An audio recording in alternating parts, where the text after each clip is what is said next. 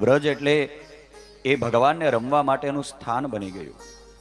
એટલા માટે ગોકુળનું મહત્વ એટલા માટે છે, વૃંદાવનનું મહત્વ એટલા માટે છે કારણ કે ત્યાં ભગવાન પ્રગટ થયા છે. અને જે જન્મભૂમિમાં પરમાત્મા પ્રગટ થયા હોય એ જન્મભૂમિનું બહુ મહત્વ હોય.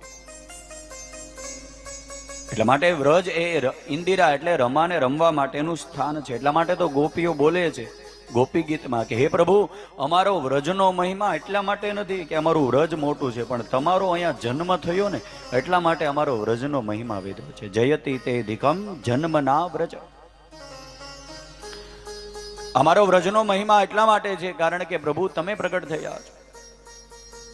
રમા એટલે ઇન્દિરા, અને ઇન્દિરા એટલે લક્ષ્મીદાય. હવે લક્ષ્મીને અહીંયા આવવું પડે, લક્ષ્મી ત્યાં રમવા માટે આવે એ વ્રજ છે. અને એક વખત રાજા ઇન્દ્ર જ્યારે જમવા બેઠો ને એટલે ઇન્દ્રાણીને કીધું